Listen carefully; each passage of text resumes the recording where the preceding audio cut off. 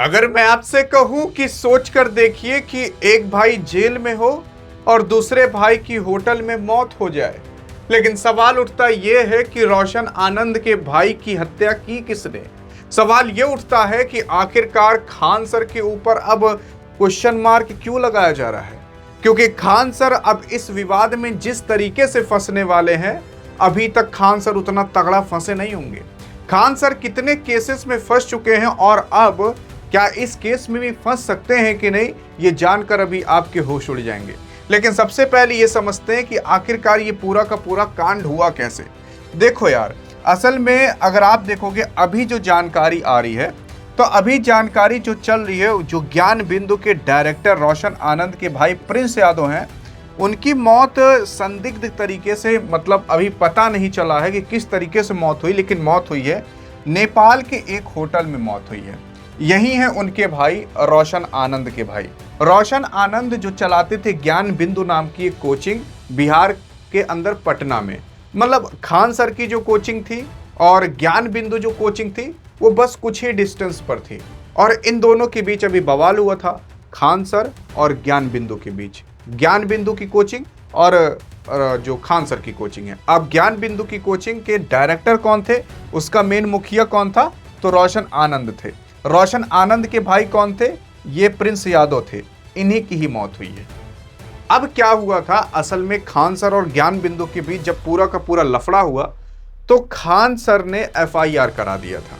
उन्होंने कहा था कि ये बगल वाले कोचिंग वाले ही हैं जो हमारे कोचिंग पर आकर पत्थरबाजी, गोली मारी और बाकी तमाम तरीके के ऐसे आरोप लगे।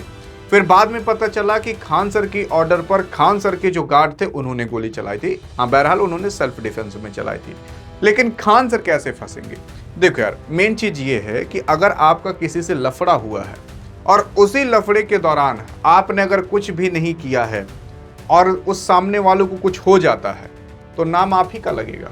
मान लेते हैं कि अभी आप और आपके बगल वाला, आप दोनों झगड़ा कर लिए खूब तगड़ा तरीके से, और उसिम कह दिए मारा मरी जाबा, ई हो जाए, ओ हो जाए, चिल कौआ खा जाए, ऐसे बहुत से लोग कह देते हैं। लेकिन अगर वाकई में ही अगले दिन उसको कुछ हो जाता है, तो समाज वाले यही कहेंगे कि भैया आप ही कुछ किए हो। ऐसे ही कुछ यहाँ पर हुआ है। ज्ञान बिंदु की जो कोचिंग के डायरेक्टर रोशन आनंद थे, उनके भाई जो प्रिंस यादव हैं, उनको कुछ हो गया, मतलब इनकी संदिग्ध तरीके से मौत हो गई।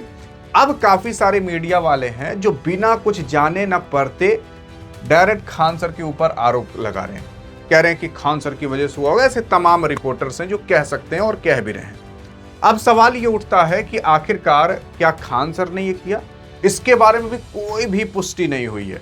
लेकिन भैया फंसेंगे जरूर अब खान सर, क्योंकि अभी तक इन दोनों के बीच लफड़ा चल रहा था। अब ये लफड़े के अंदर किसी की मौत हो गई, तो ये लफड़ा बहुत बड़ा हो गया। और अभी जो ज्ञान बिंदु यानी कि रोशन आनंद है, वो जेल में ही है। उनको जेल में रखा गया, खान सर को बाहर रखा गया। अब देखो, ज्ञान बिंदु के डायरेक्टर रोशन आनंद के भाई की नेपाल में हत्या की गई है। नेपाल के अंदर मौत हुई है। नेपाल के अंदर क्यों मौत हुई? जब खान सर ने इन लोगों के ऊपर एफआईआर किया था ज्ञान बिंदु कोचिंग के ऊपर, तो उसमें रोशन आनंद के नाम पर भी किया था और इनके नाम पर भी किया था जिनकी मौत हुई है, प्रिंस यादव। क्योंकि प्रिंस यादव जो थे वो अपने भाई के साथ काम करते थे और ये पूरा का पूरा मैनेजमेंट देखते थे। मैनेजमेंट का मतलब पूरा डाटा वाटा कैसे काम धाम ठीक से हो रहा कि नहीं। और ज्ञान बिंदु के जो डायरेक्टर थे रोशन आनंद, वो पढ़ाते थे, टीचरों को देखते होंगे। तो ये डायरेक्टर ये काम देखते थे और रोशन आनंद पढ़ाते थे। तो इनकी ही मौत हुई है। काफी लोग कह रहे हैं रोशन आनंद की, रोशन आनंद नहीं, रोशन आनंद के भाई की, जिनका नाम प्रिंस यादव है। अब बताया जा रहा है कि प्रिंस यादव की गोली मारकर हत्या की गई है। अब ये कितना सही है कितना गलत है, पुलिस ने भी एक झटके में कहा था हाँ गोली लगी है। अब बाद में पता चलेगा कि आखिरकार गोली किसने मारी। कुछ लोगों को गिरफ्तार किया गया है। अब जब ठोका पीटा जाएगा तो उगलेंगे कौन किया ऐसा। पुलिस को भी यही सूचना मिली है कि कोचिंग के छात्र भी कह रहे हैं कि भैया गोली मारकर हत्या की गई है, वही लोग बता रहे हैं। हालांकि यह पूरी तरीके से स्पष्ट नहीं हुआ है कि गोली मारकर ही हत्या की गई हो, बस ऐसा कहा जा रहा है अभी। फिर उसके बाद सूत्रों के हिसाब से मालूम पड़ा है कि खान सर की कोचिंग पर हुए बवाल के बाद पुलिस लगातार आरोपी की तलाश में जुटी थी। इसी दौरान जो प्रिंस यादव की गिरफ्तारी से बचने के लिए वो नेपाल भाग गए थे और वहाँ गेस्ट हाउस में इनका वहाँ पर छुपे हुए थे और फिर वहीं पर मौत हो गई। खान सर ने जब FIR किया था तो इनके ऊपर भी किया था। ये गिरफ्तार ना हो इस वजह से ये नेपाल भाग गए थे। नेपाल के एक होटल के अंदर बैठे हुए थे, उसी होटल के अंदर इनकी संदिग्ध तरीके से मौत हो जाती है। अब मौत किस कारणवश हुई वो भी पता नहीं चला। फिर उसके बाद वही मैंने बताया कि गेस्ट हाउस में इनका 100 मिला और 100 मिलने के बाद काफ़ी तगड़ी सनसनी फैली। जहां पर इनकी कोचिंग थी मुसल्लापुर घाट पे, खान सर ग्लोबल रिसर्च जो सेंटर था वहां पर बवाल मचा था। रोशन आनंद जेल में बंद है, लेकिन अभी हाल फिलहाल ये फरार थे, ये नेपाल भागे हुए थे ताकि गिरफ्तार ना हो। खान सर की ओर से दर्ज FIR के अंदर प्रिंस का नाम भी था। प्रिंस यादव मतलब यही जो रोशन आनंद के भाई हैं। बताया जा रहा है कि 2021 में खान सर की कोचिंग पर हमले के आरोप में प्रिंस यादव, मतलब 2021 में जब हमला हुआ था तो ऐसा भी बताया जा रहा है खान सर की कोचिंग पर हमले का आरोप प्रिंस यादव पर था, इन्हीं के ऊपर था। 2021 में जब खान सर कई जगह बताएं करें हमारे कोचिंग के ऊपर बम गिर चुका है, गोली वोली चल चुकी है, पत्थरबाजी हो चुकी है, तो 2021 में भी हुआ था, तब यही आरोपी बताए जा रहे थे, ऐसा यहाँ पर लिखा हुआ है। फिर उसके बाद घटना की सूचना मिलते ही तुरंत पुलिस वहां पर छापेमारी करना चालू कर दी है। पूरा जांच पड़ताल करेगी, फिर जाकर जो पता चलना रहेगा पता चलेगा। लेकिन अभी काफी सारे ऐसे मीडिया वाले हैं जो डायरेक्ट खान सर के ऊपर आरोप लगा दे रहे हैं, खान सर को इसमें लाकर पीस दे रहे हैं। अब उनको व्यूज बटोरना है, क्योंकि आप और हम टीचर्स कुछ कह भी तो नहीं सकते, क्योंकि आप और हम लोग तो दो कौड़ी के हैं। लेकिन हाँ, अभी जो कंट्रोवर्सी टीचर के बीच मची है, इसमें सबसे ज्यादा फायदा मीडिया वालों को हो रहा है, क्योंकि उनको कंटेंट मिल जा रहा है, TRP मिल जा रही है। और यहाँ पर जो मीडिया वालों ने बोला था टीचर्स को, अब वही लोग जैसे सही साबित होते हुए दिखाई दे रहे हैं। अब उन लोग के पास बहाना भी हो जाएगा कि देखो टीचर में तो आपस में मार काट के लड़ाई कर ले रहे हैं, बल्कि ऐसा क्या पता कुछ हुआ भी ना हो कि भैया टीचर क्या पता किसी अलग ही तरीके से मौत हुई हो, या कोई और ही दुश्मन हो जो फायदा उठा लिया हो। अब मैं यहाँ पर खान सर को डिफेंड नहीं कर रहा, अगर खान सर गलत होंगे तो बिल्कुल उनको पकड़ के लेकर जाना चाहिए, लेकिन बिना पता किए, बिना जांच पड़ताल किए आप कैसे कह सकते हो कि खान सर ने किया।